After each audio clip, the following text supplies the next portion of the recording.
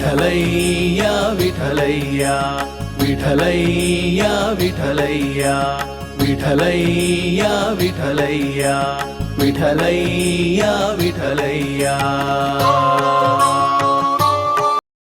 ಶ್ರೀ ಗುರುಭ್ಯೋ ನಮಃ. ಹರಿ ಓಂ.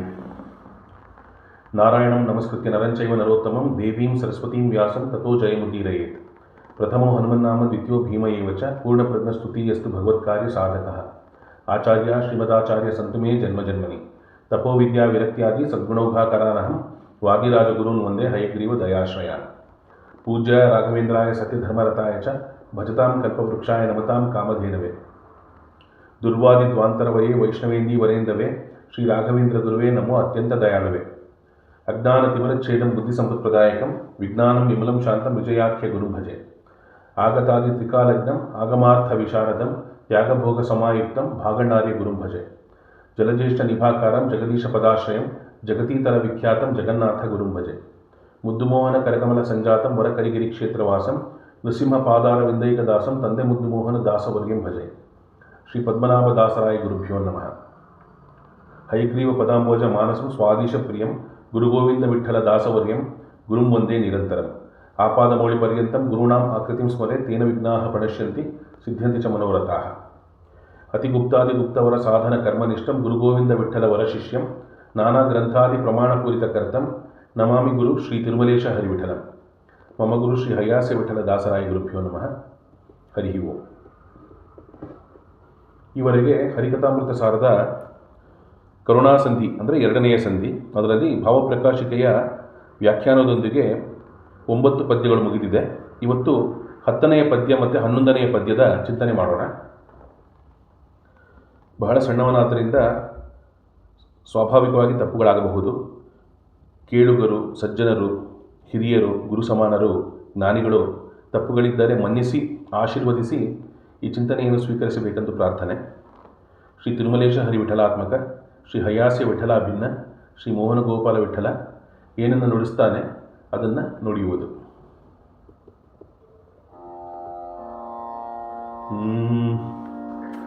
ಹರಿಕಥಾಮೃತ ಸಾರ ಗುರುಗಳ ಕರುಣದಿಂದಾಪನಿತು ಪೇಳುವೆ ಪರಮ ಭಗವದ್ಭಕ್ತನಿದನಾದರದಿ ಕೇಳುವುದು.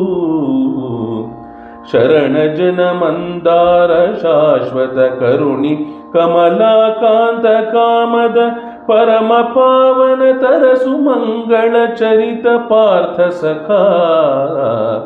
ನಿರುಪಮಾನಂದಾತ್ಮ ನಿರ್ಗತ ದುರಿತ ದೇವ ವರೇಣ್ಯನೆಂದಾದರದಿ ಕರೆಯಲು ಬಂದೊದಗುವನು ತನ್ನವರ ಬಳಿಗೆ.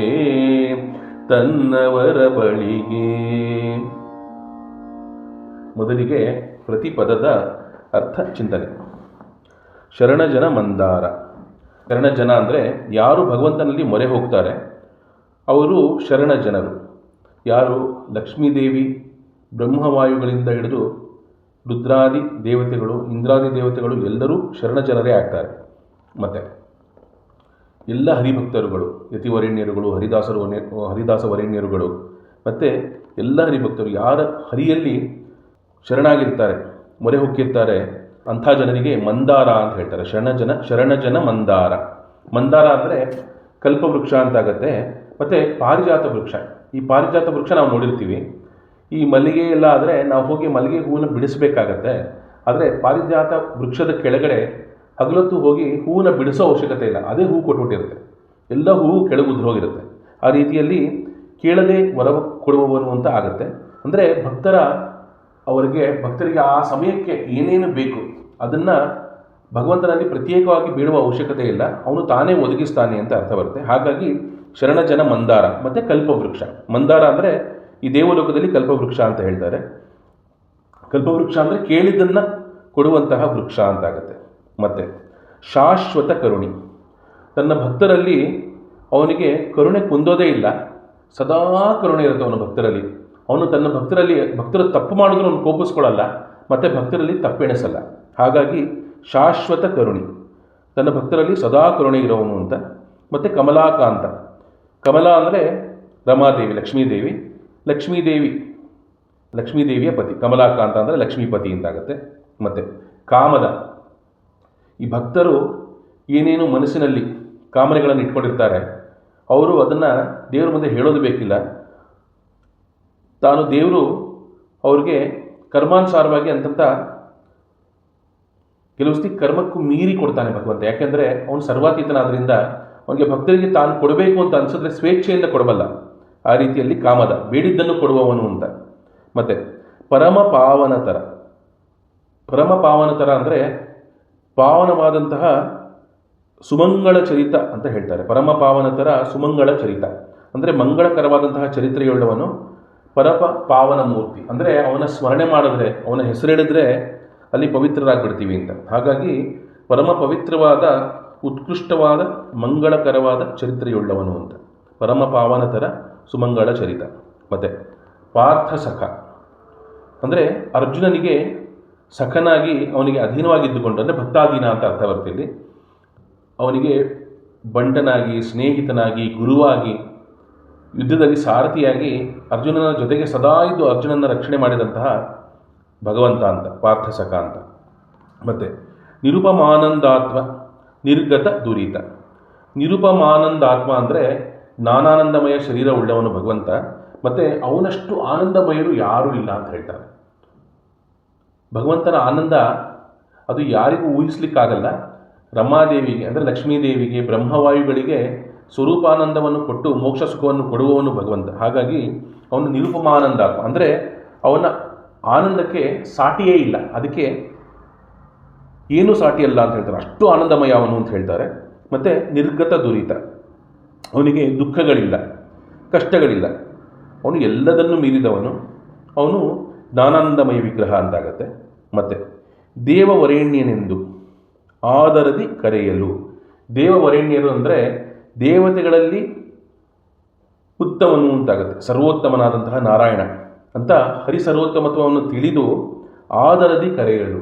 ಆದರದಿ ಕರೆಯಲು ಅಂದರೆ ಭಕ್ತಿಯಿಂದ, ಉತ್ಸುಕತೆಯಿಂದ, ದಾಸ್ಯ ಭಾವದಿಂದ ನೀನೇ ಕಾಪಾಡಬೇಕು ಅಂತ ಕರೆದಾಗ ಬಂದೊದಗುವನು ತನ್ನವರ ಬಳಿಗೆ. ತಕ್ಷಣದಲ್ಲಿ ಬಂದು ತನ್ನ ಭಕ್ತರಿಗೆ ಅವನು ಒದಗುತ್ತಾನೆ ಅಂತ ಹೇಳ್ತಾರೆ. ಇನ್ನು ಪ್ರತಿ ಪದದ ಅರ್ಥ ಆಯಿತು. ಇನ್ನು ವಿಶೇಷ ಅರ್ಥಚಿಂತನೆ ಮಾಡೋಣ ಭಾವಪ್ರಕಾಶಕ್ಕೆ ವ್ಯಾಖ್ಯಾನದೊಂದಿಗೆ.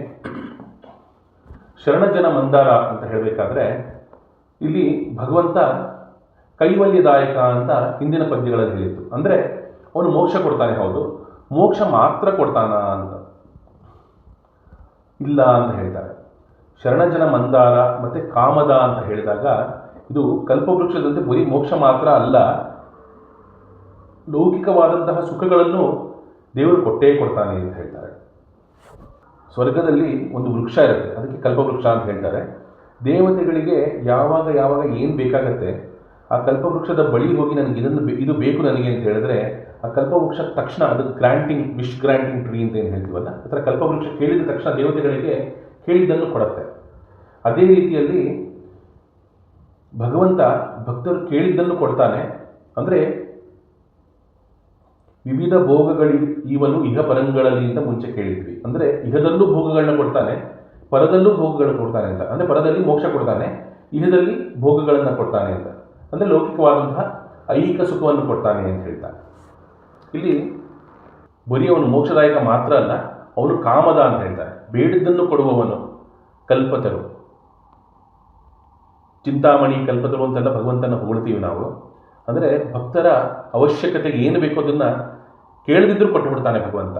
ಮತ್ತು ವಿಜಯದಾಸರು ಇಂಥ ಪ್ರಭುವ ಕಾಣೆನು ಅಂತ ಭಗವಂತನ ಸ್ತುತಿ ಮಾಡ್ತಾ, ಈ ಜಗದೊಳಗೆ ಇಂಥ ಪ್ರಭುವ ಕಾಣೆನು ಅಂತ ಹೇಳ್ತಾ, ಬೇಡಿದ ವರಗಳ ಕೊಡುವ ಭಕ್ತರ ತಪ್ಪು ನೋಡದೆ ಬಂದು ಪರೆವ ಅಂತ ಹೇಳ್ತಾರೆ.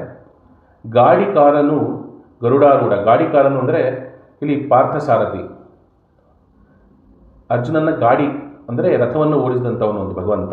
ಮತ್ತು ಗರುಡಾರೂಢ, ಗುಣವಂತ, ಮಹಾಪ್ರೌಢ ಪ್ರತಾಪಿ, ಜಗದಿ ಗೂಢದಿಂ ಸಂಚರಿಪ. ಅಂದರೆ ಯಾರಿಗೂ ತಿಳಿಯದಲೇ ಇಡೀ ಬ್ರಹ್ಮಾಂಡದಲ್ಲಿ ಸರ್ವವ್ಯಾಪಕನಾಗಿದ್ದಾನೆ. ಪಾಡಿ ಹೊಗಳಿ ಕೊಂಡಾಡುವರ, ಯಾರು ಅವನ್ನ ಹಾಡಿ ಹೊಗಳಿ ಕೊಂಡಾಡ್ತಾರೆ ಅಂದರೆ ಅವನ ಸದ್ಭಕ್ತರು.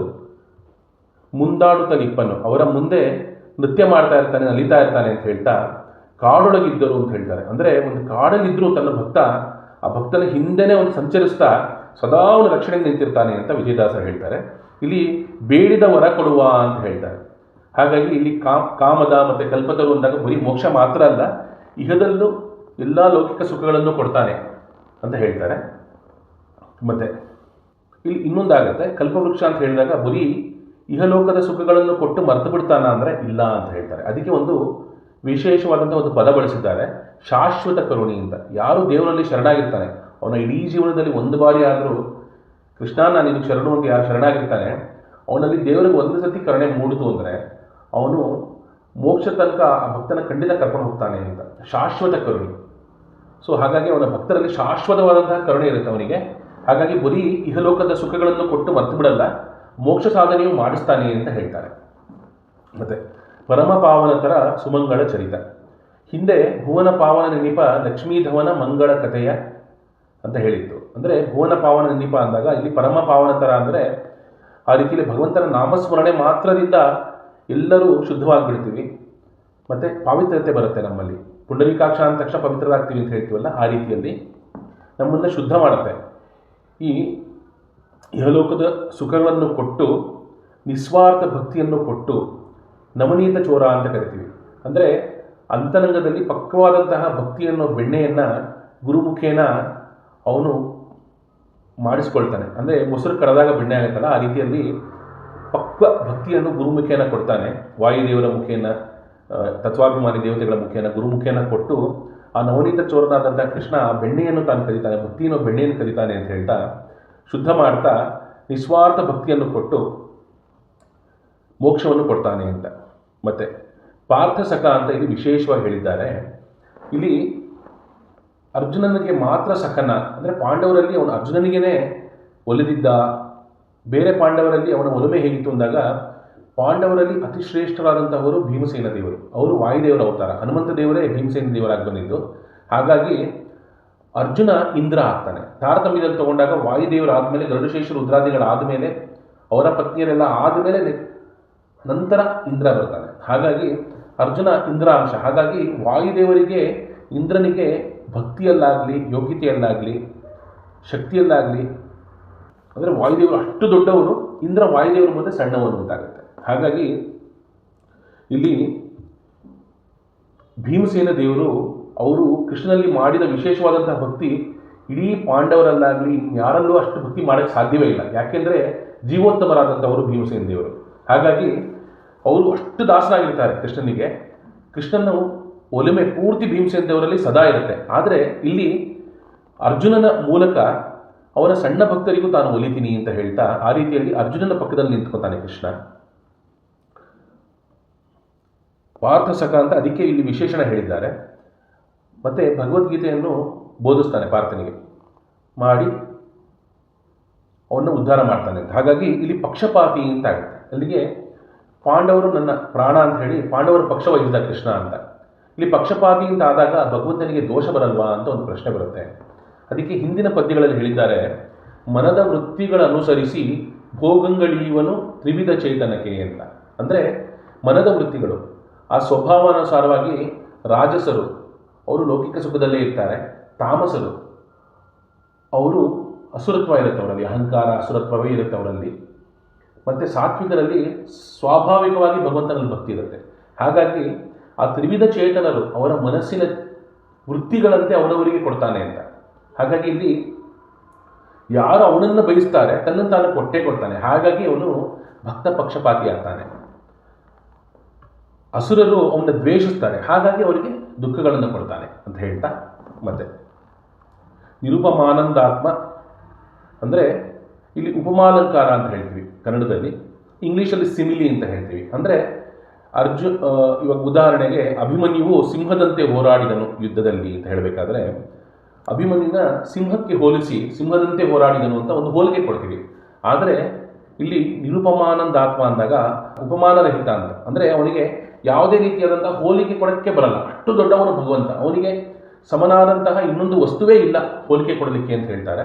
ಮತ್ತು ನಿರ್ಗತ ದುರಿತ, ಆನಂದಾತ್ಮ, ನಿರ್ಗತ ದುರಿತ ಅಂದರೆ ಕಷ್ಟಗಳಿಲ್ಲ ಅವನಿಗೆ, ದುಃಖರಹಿತನು, ಆನಂದಾತ್ಮನು ಅಂತ ಈ ರೀತಿಯಲ್ಲಿ ಭಗವಂತನ ನಾವು ಯಾವ ರೀತಿ ಸ್ತುತಿಸ್ತೀವಿ ಆ ರೀತಿ ನಮಗೂ ಆನಂದವನ್ನು ಕೊಟ್ಟು ನಮ್ಮಲ್ಲೂ ದುಃಖಗಳನ್ನು ಪಾಪಗಳನ್ನು ಕಳೀತಾನೆ. ಮತ್ತು ದೇವವರೆಣ್ಯ, ಹರಿಸರ್ವೋತ್ತಮತ್ವ, ದೇವತೆಗಳಲ್ಲಿ ಉತ್ತಮನು ಅನ್ನೋ ಒಂದು ಜ್ಞಾನ ಇಟ್ಕೊಂಡು ತಾರತಮ್ಯ ಜ್ಞಾನದಿಂದ ಭಗವಂತನ ನಾವು ಸ್ತುತಿ ಮಾಡಿದಾಗ, ಅವನಲ್ಲಿ ಶರಣಾದಾಗ ಮಂದಾರದಂತೆ ಕಾಪಾಡ್ತಾನೆ ಅಂತ, ಕಲ್ಪವೃಕ್ಷದಂತೆ ಕಾಪಾಡ್ತಾನೆ ಅಂತ. ಮತ್ತು ದೇವವರೆಣ್ಯನು ಆದರದಿ ಕರೆಯಲು ಬಂದೊದಗವನು ತನ್ನವರ ಬಳಿಗೆ ಅಂತ. ಇಲ್ಲಿ ಯಾರು ಭಕ್ತಿಯಿಂದ ಸರ್ವಸ್ವ ನೀನೆ ಅಂತ ಹೇಳಿ ಸರ್ವ ಸಮರ್ಪಣಾ ಭಾವದಿಂದ ಅವನ್ನ ಕರೀತಾರೆ, ತತ್ಕ್ಷಣದಲ್ಲಿ ಬಂದು ಅವನ ಭಕ್ತರಿಗೆ ಒದಗ್ತಾನೆ ಅಂತ ಇಲ್ಲಿ ಉದಾಹರಣೆ ಕೊಡ್ತಾರೆ. ಮಹಾಭಾರತದಲ್ಲಿ ಆ ತುಂಬು ಸಭೆಯಲ್ಲಿ ದ್ರೌಪದಿಗೆ ಅವಮಾನ ಆಗ್ತಾ ಇತ್ತು.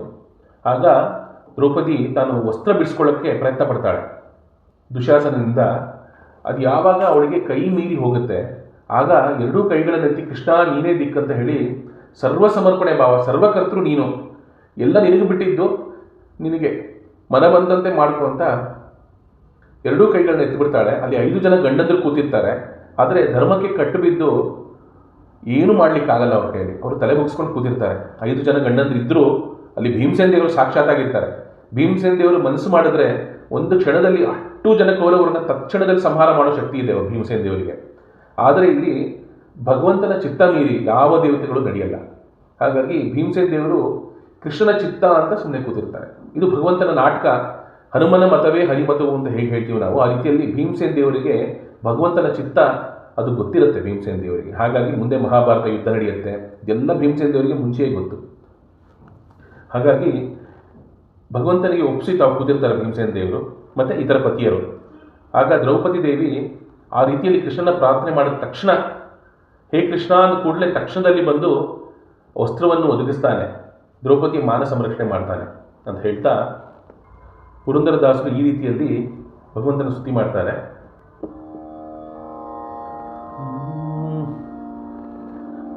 ಪತಿಗಳೈವರಿದ್ದರೇನು ಸತಿಯ ಭಂಗ ಬಿಡಿಸಲಿಲ್ಲ, ಪತಿಗಳೈವರಿದ್ದರೇನು ಸತಿಯ ಭಂಗ ಬಿಡಿಸಲಿಲ್ಲ, ಗತಿ ನೀನೆ ಮುಕುಂದ ಎನ್ನಲು ಅತಿ ವೇಗದಿ ಅಕ್ಷಯವಿತ್ತೆ ಕೃಷ್ಣ, ಗತಿ ನೀನೆ ಮುಕುಂದ ಎನ್ನಲು ಅತಿ ವೇಗದಿ ಅಕ್ಷಯವಿತ್ತೆ ಕೃಷ್ಣ, ನೀನೇ ಅನಾಥ ಬಂಧು ಕಾರುಣ್ಯ ಸಿಂಧು,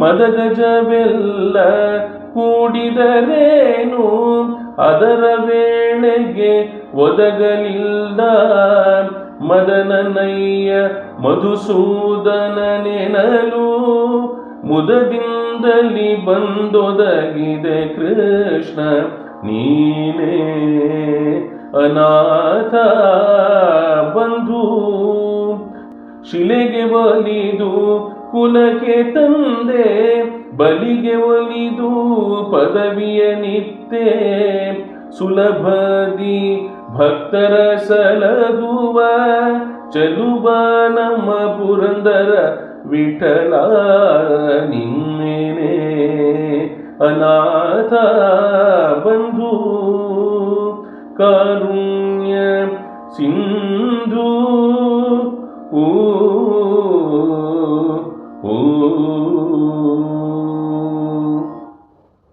ಈ ರೀತಿಯಲ್ಲಿ ದ್ರೌಪದಿಯ ಮಾನ ಸಂರಕ್ಷಣೆ ಮಾಡಿದಂತಹ ಕೃಷ್ಣ ಗಜೇಂದ್ರ ಮೋಕ್ಷದ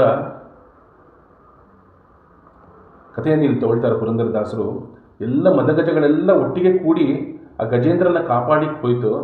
ಆದರೆ ಎಲ್ಲವೂ ಕೈ ಮೀರಿ ಹೋದಾಗ ಆ ಗಜೇಂದ್ರ ತನ್ನಿಂದ ಇನ್ನು ಆಗೋದಿಲ್ಲ ಅಂತ ತಿಳಿದು ಪೂರ್ತಿ ಎಲ್ಲ ದೇವರ ಚಿತ್ತದಂತೆ ಆಗಲಿ ಅಂತ ಅವನ ಸೊಂಡಲನ್ನು ಎತ್ತಿ ಕೃಷ್ಣ ಅಂತ ಕೂಗಿದಾಗ ತಕ್ಷಣದಲ್ಲಿ ಬಂದು ಆ ಮೊಸಳೆಯನ್ನು ಸಂಹಾರ ಮಾಡಿ ಆ ಗಜೇಂದ್ರನಿಗೆ ಅನುಗ್ರಹ ಮಾಡ್ತಾನೆ ದೇವರು. ಮತ್ತು ಅಹಲ್ಯೆ ಶಿಲಿಯಾಗಿ ಶಾಪಗ್ರಸ್ತಳಾಗಿರ್ತಾಳೆ. ತನ್ನ ಪಾದಸ್ಪರ್ಶ ಮಾಡಿ ಅಹಲ್ಯೆಯನ್ನು ಉದ್ಧಾರ ಮಾಡ್ತಾಳೆ. ಅಹಲ್ಯೆ ಶಿಲೆಯಾಗಿದ್ದಕ್ಕೂ ಸಾರ್ಥಕತೆ ಆಯಿತು. ಯಾಕೆಂದರೆ ಭಗವಂತನ ಪಾದಸ್ಪರ್ಶ ಅಷ್ಟು ಸುಲಭ ಅಲ್ಲ ಸಿಗೋದು. ಅಹಲ್ಯೆಗೆ ಅದರ ಪ್ರಾಪ್ತಿ ಇತ್ತು. ಹಾಗಾಗಿ ಅವಳು ಶಿಲೆಯಾಗಿದ್ದರೂ ಅದು ದೊಡ್ಡ ತಪಸ್ಸಾಯಿತು. ಅದು ಶಾಪ, ಆದರೆ ಆ ಶಾಪವೇ ವರವಾಗತ್ತೆ ಅಂತ. ಅಂದರೆ ಭಗವಂತನ ನಂಬಿದಾಗ ತಪ್ಪುಗಳು ನಡೀಬಹುದು, ಆ ತಪ್ಪುಗಳನ್ನು ಮಾಡಿಸೋದು ಅವನೇ. ಆದರೆ ತಪ್ಪುಗಳು ಮಾಡಿದಾಗ ಅದನ್ನು ದೇವರು ತನ್ನ ಗಣನೆಗೆ ತಗೊಳ್ಳಲ್ಲ, ಅದನ್ನು ಎಣಿಸಲ್ಲ ದೇವರು. ಆ ತಪ್ಪುಗಳಿಂದ ಹಿಂದೆ ಅದನ್ನೇ ವರವಾಗಿ ಪರಿವರ್ತನೆ ಮಾಡಿ ಭಕ್ತರನ್ನು ಉದ್ಧಾರ ಮಾಡ್ತಾನೆ ಅಂತ ಹೇಳ್ತಾ, ಬಲಿಗೆ ಒಲಿದು ಪದವಿಯನ್ನಿತ್ತೆ. ಬಲಿ ಚಕ್ರವರ್ತಿನ ಅವನ ತಲೆಯ ಮೇಲೆ ಪಾದಗಳನ್ನು ಇಟ್ಟು ಪಾತಾಳಕ್ಕೆ ತಳ್ಳಿದ ಅಂತ ನಾವು ಹೇಳ್ತೀವಿ. ಆದರೆ ಅವನಿಗೆ ಪದವಿ ಕೊಟ್ಟ, ಮುಂದೆ ಇಂದ್ರ ಪದವಿಗೆ ಬರ್ತಾನೆ ಬಲಿ ಚಕ್ರವರ್ತಿ. ಮತ್ತು ಸುಲಭದಿ ಭಕ್ತರ ಸಲಹುವ ಚೆಲುವ ನಮ್ಮ ಪುರಂದರ ವಿಠಲ ಅಂತ ಹೇಳ್ತಿದ್ದಾರೆ. ಮತ್ತು ಈ ರೀತಿಯಲ್ಲಿ ಗಜೇಂದ್ರನಿಗೆ ಒಲಿತಾನೆ. ಮತ್ತು ಪ್ರಹ್ಲಾದನಿಗೆ ಆದರದಿ ಕರೆಯಲು ಬಂದೊದಗುವನು ಅಂತ ಹೇಳುವ ರೀತಿಯಲ್ಲಿ, ತನ್ನವರ ಬಳಿಗೆ ಅಂತ ಹೇಳುವ ರೀತಿಯಲ್ಲಿ ಆ ಹಿರಣ್ಯಕಶಿಪು ಖಡ್ಗ ತಗೊಂಡು ದೇವ್ರನ್ನ ತೋರಿಸ್ಲಿಲ್ಲ, ನಿನ್ನ ತಲೆ ಕಡಿದು ಬಿಡಲ ಅಂತ ಹೇಳೋ ಕಾಲಕ್ಕೆ ಕಂಬದಿಂದ ಸೀಳಿ ಅಬ್ಬರದಿಂದ ಬಂದು ಪ್ರಹ್ಲಾದನ ರಕ್ಷಣೆ ಮಾಡ್ತಾನೆ. ಇದು ಬರೀ ನಾವು ಪುರಾಣಗಳಲ್ಲಿ ಓದುವ ಕಥೆಗಳು ಮಾತ್ರ ಅಲ್ಲ, ಇತ್ತೀಚೆಗೆ ನಡೆದಂತಹ 100-200 ವರ್ಷಗಳ ಹಿಂದೆ ನಡೆದಂತಹ ಕಥೆಗಳನ್ನು ಕೇಳಬಹುದು. ಭದ್ರಾಚಲ ರಾಮದಾಸರು ಅವರು ಆಗಿನ ಕಾಲದಲ್ಲಿ ದುಡ್ಡು ಶೇಖರಣೆ ಮಾಡಿ ಭದ್ರಾಚಲದಲ್ಲಿ ರಾಮದೇವರ ಮಂದಿರವನ್ನು ಕಟ್ಟಿಬಿಡ್ತಾರೆ. ಆದರೆ ಅಲ್ಲಿನ ಮುಸಲ್ಮಾನ ರಾಜ ಇರ್ತಾನೆ, ಅವನಿಗೆ ಇದು ದೂರ ಹೋಗಿ ಇದು ಬೊಕ್ಸದ ಹಣದಿಂದ ಕಟ್ಟಿದ್ರು ಅಂತ ದೂರ ಬಂದ್ಬಿಡುತ್ತೆ ಅವನಿಗೆ. ಅವನ್ನ ಕಾರಾಗೃಹಕ್ಕೆ ಹಾಕ್ಬಿಡ್ತಾನೆ. ಆಗ ಸಾಕ್ಷಾತ್ ರಾಮ ಮತ್ತು ಲಕ್ಷ್ಮಣರು ಆ ಸ್ವಪ್ನದಲ್ಲಿ, ಆ ಮುಸ್ಲಿಂ ದೊರೆಯ ಸ್ವಪ್ನದಲ್ಲಿ ಬಂದು ರಾಮಟೆಂಕಿ ವಲಹಗಳನ್ನು ಕೊಟ್ಟು ರಾಮದಾಸರನ್ನ ತಾವು ಬಿಡಿಸ್ಕೋತಾರೆ. ಇದೆಲ್ಲ 200-300 ವರ್ಷಗಳ ಹಿಂದೆ ನಡೆದಂಥ ಕಥೆಗಳು. ಇದೇ ರೀತಿಯಲ್ಲಿ ಗ್ರಂಥಕರ್ತೃಗಳು ಅಂದರೆ ಹರಿಕಥಾಮೃತ ಸಾರಕಾರರು ತಿರುಪತಿಯಲ್ಲಿದ್ದಾಗ ಮುಂಚೆ ಹೇಳಿದಂತೆ ಅವರ ಗುರುಗಳು ಭಜನೆಯಲ್ಲಿ ಮೈ ಮರೆತಿರ್ತಾರೆ, ಇವರಿಗೆ ಹೊಟ್ಟೆ ಶೂಲೆ ಇರುತ್ತೆ, ಕಷ್ಟಪಡ್ತಾ ಇರ್ತಾರೆ, ದೇವ್ರನ್ನ ನೋಡೋಕ್ಕೂ ಆಗಿರಲ್ಲ, ಹೋಗಿ ಶ್ರೀನಿವಾಸನ ದರ್ಶನ ಮಾಡೋಕ್ಕಾಗಿರಲ್ಲ, ನೊಂದುಕೊಂಡು ನಿನ್ನ ದರ್ಶನಕ್ಕೂ ನನಗೆ ಯೋಗ್ಯತೆ ಇಲ್ಲ ಅಂತ ದುಃಖದಲ್ಲಿ ಸ್ತುತಿ ಮಾಡ್ತಿರ್ತಾರೆ ಭಗವಂತನ. ಆಗ ಗುರುಗಳ ರೂಪದಲ್ಲಿ ಶ್ರೀನಿವಾಸನೇ ಬಂದು ತಾನು ತಿಂದಂತಹ ಭಕ್ಷ್ಯಗಳನ್ನು, ವೈಕುಂಠ ಸದೃಶವಾದಂತಹ ಅಮೃತವನ್ನು ತಿನ್ನಿಸ್ತಾನೆ ಗ್ರಂಥಕರ್ತೃಗಳಿಗೆ. ಮತ್ತು ಭಗವಂತನ ಕರೆದರೆ ಮಾತ್ರ ಅವನು ಬರ್ತಾನ ಅಂದರೆ ಇಲ್ಲ, ಅವನ ದಾಸರನ್ನು ಕರೆದರೂ ದಾಸರ ರೂಪದಲ್ಲಿ ಬರ್ತಾನೆ ಇಲ್ಲ, ದಾಸರನ್ನ ಕಳಿಸಿ ಉದ್ಧಾರ ಮಾಡ್ತಾನೆ ಅಂತ. ಇದಕ್ಕೆ ಒಂದು ತಂದೆ ಮುದ್ದು ಮೋಹನ್ ದಾಸರ ಚರಿತ್ರೆಯಲ್ಲಿ ಬರುವಂಥ ಒಂದು ಕಥೆ. ಒಬ್ಬರು ಸದ್ಭಕ್ತರು ತಂದೆ ಮುದ್ದು ಮೋಹನ್ ದಾಸರಲ್ಲಿ ಶರಣಾಗಿ ಅಂಕಿತವನ್ನು ಪಡಿತಾರೆ. ಅಂಕಿತವನ್ನು ಪಡೆದು ಅವರ ಗುರುಗಳ ಭಾವಚಿತ್ರ ಬೇಕು ಅಂತ ಬಯಸಿದಾಗ ತಂದೆ ಮುದ್ದು ಮೋಹನ್ ದಾಸರು ಅವರ ಭಾವಚಿತ್ರ ಇರುವಂತಹ ಒಂದು ಪಟವನ್ನು ಕೊಡ್ತಾರೆ.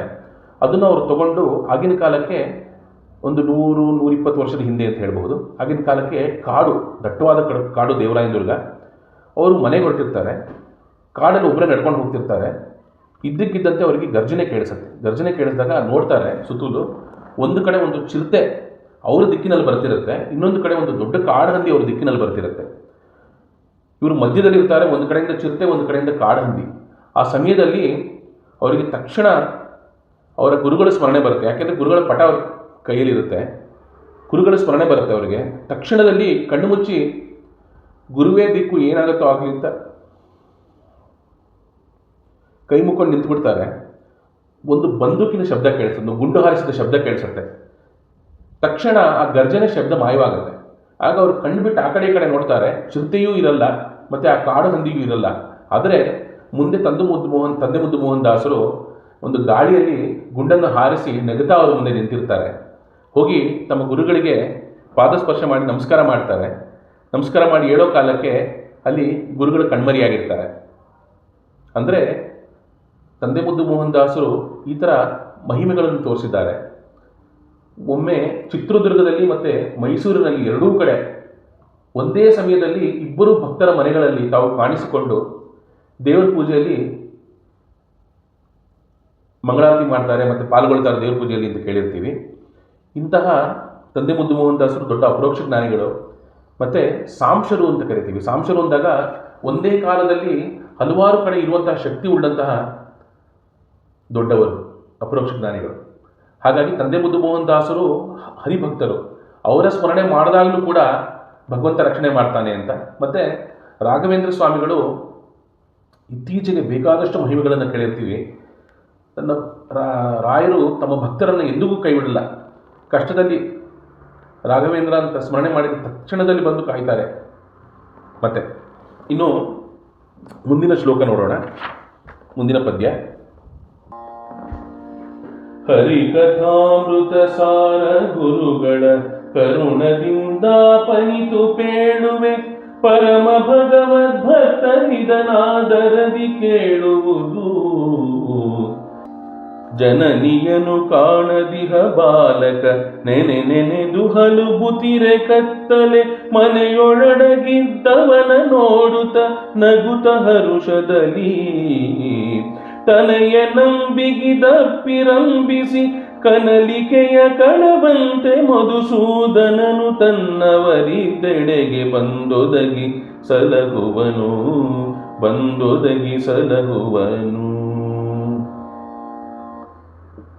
ಇಲ್ಲಿ ಮೊದಲಿಗೆ ಪ್ರತಿಪದದ ಅರ್ಥಚಿಂತನೆ. ಜನನಿಯನ್ನು ಕಾಣದಿಹ ಬಾಲಕ ಅಂದರೆ ತಾಯಿ ಕಣ್ಮರೆಯಾಗಿರ್ತಾಳೆ, ಎಲ್ಲೋ ಬಚ್ಚಿಟ್ಕೊಂಡಿರ್ತಾಳೆ. ಇದು ಸಹಜವಾಗಿ ನಾವು ಲೋಕದಲ್ಲಿ ನೋಡಬಹುದು. ಮಕ್ಕಳನ್ನು ನಾವು ಬಚ್ಚಿಟ್ಕೊಂಡು ಆಟ ಆಡಿಸ್ತೀವಿ. ಮಗು ಯಾವಾಗ ನನ್ನನ್ನು ಕರೆಯುತ್ತೆ ಅಂತ ಆಸೆಪಟ್ಟು ಆ ಮಕ್ಕಳು ನಮ್ಮನ್ನು ಕರೆದಾಗ ನಮಗೇನೋ ಸಂತೋಷ. ಮಗು ನನ್ನನ್ನು ಕರೆದುಬಿಡ್ತು, ಅಮ್ಮ ಅಂತ ಒಂದ್ಸತಿ ಮಗು ಕರೀತು ಅಥವಾ ಅಪ್ಪ ಅಂತ ಒಂದ್ಸತಿ ಕರೀತು ಅಂದರೆ ಮೊದಲನೇ ಬಾರಿ ಅದು ಅಮ್ಮ ಅಪ್ಪ ಅಂತ ಕರೆದಾಗ ಅದರ ಆನಂದವೇ ಆನಂದ. ಹಾಗಾಗಿ ಜನನಿಯನ್ನು ಕಾಣದಿಹ ಬಾಲಕ, ತಾಯಿ ಬಚ್ಚಿಟ್ಕೊಂಡಿರ್ತಾಳೆ, ಆ ತಾಯಿ ಕಾಣಿಸ್ತಿರಲ್ಲ. ಆಗ ಆ ಬಾಲಕ ನೆನೆದು ಹಲುಬುತ್ತಿರೆ, ತಾಯಿನ ನೆನೆಸ್ಕೊಂಡು ಹಂಬಲಿಸ್ತಾ ಇರ್ತಾನೆ ತಾಯಿಗಾಗಿ. ತಾಯಿ ತನ್ನ ಕಡೆಗೆ ಬರಬೇಕು ಅಂತ ಹಂಬಲಿಸ್ತಾ ಇರ್ತಾನೆ. ಆಗ ಕತ್ತಲೆ ಮನೆಯೊಳಗಡಗಿದ್ದವನ ನೋಡುತ್ತಾ ನಗುತ ಹರುಷದಲ್ಲಿ ಅಂತ. ಜನನಿಯನ್ನು ಕಾಣದಿಹ ಬಾಲಕ ನೆನೆದು ಹಲುಬುತ್ತಿರೆ, ಕತ್ತಲೆ ಮನೆಯೊಳಗಡಗಿದ್ದು ಅವನ ನೋಡುತ್ತಾ ನಗುತ ಹರುಷದಲ್ಲಿ. ತಾಯಿ ಒಂದು ಕತ್ತಲೆ ಕೋಣೆಯಲ್ಲಿ ಬಚ್ಚಿಟ್ಕೊಂಡಿರ್ತಾಳೆ, ಮಗು ಬೆಳಕಲ್ಲಿರುತ್ತೆ. ಮಗುಗೆ ತಾಯಿ ಕಾಣಲ್ಲ, ಆದರೆ ತಾಯಿ ಮನೆಯಲ್ಲಿ ನಿಂತು ಕತ್ತಲೆ ಕೋಣೆಯಲ್ಲಿ ನಿಂತು ಮಗು ನೋಡ್ತಾ ಇರ್ತಾಳೆ. ಕತ್ತಲೆ ಮನೆಯೊಳಗಡಗಿದ್ದು ಅವನ ನೋಡುತ್ತಾ ಅಂದರೆ ತನ್ನ ಮಗುವನ್ನು ನೋಡ್ತಾ ನಗುತ ಹರುಷದಲ್ಲಿ.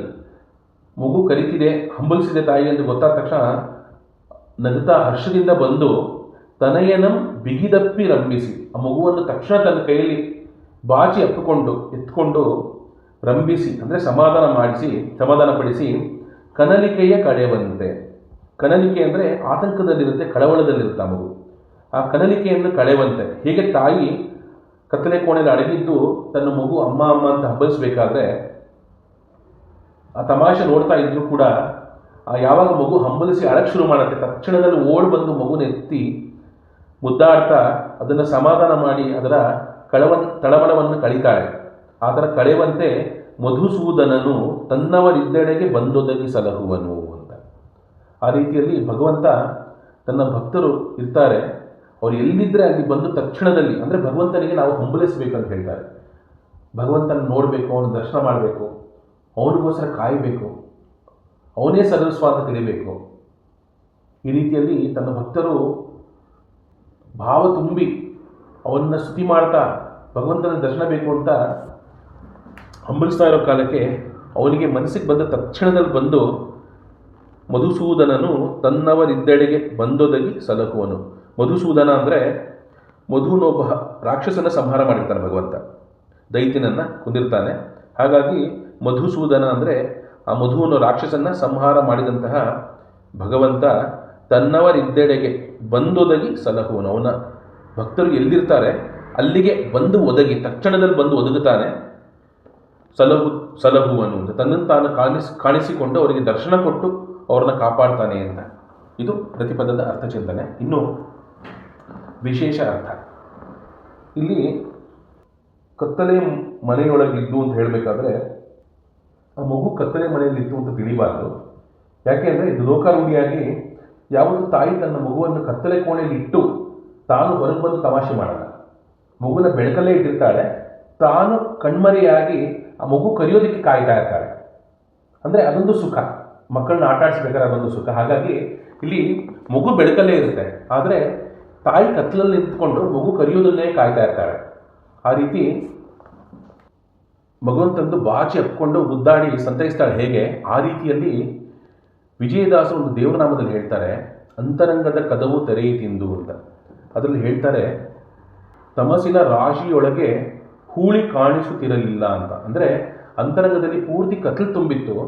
ಆ ಕತ್ಲಲ್ಲಿ ಆ ಒಳಗಡೆ ಇರುವಂತಹ ಭಗವಂತನ ಅರಮನೆ ಮತ್ತು ಭಗವಂತನ ದರ್ಶನ ಆಗಿರಲಿಲ್ಲ ಅಂತ. ಅಪರೋಕ್ಷ ಆಗುವುದನ್ನು ವಿಜಯದಾಸರು ಅಂತರಂಗದ ಕದವು ತೆರೆಯಿತೆಂದು ಅಂತ ಹೇಳಿ ತಮ್ಮ ಅಪರೋಕ್ಷ ಆದಂತಹ ಸಂದರ್ಭವನ್ನು ಅವರೊಂದು ದೇವರನಾಮದಲ್ಲಿ ವರ್ಣಿಸ್ತಾರೆ. ಅವ್ರಿಗಾದಂತಹ ಒಂದು ಎಕ್ಸ್ಪೀರಿಯನ್ಸ್, ಒಂದು ಅನುಭವವನ್ನು ವಿಜಯದಾಸರು ಹೇಳ್ತಾರೆ.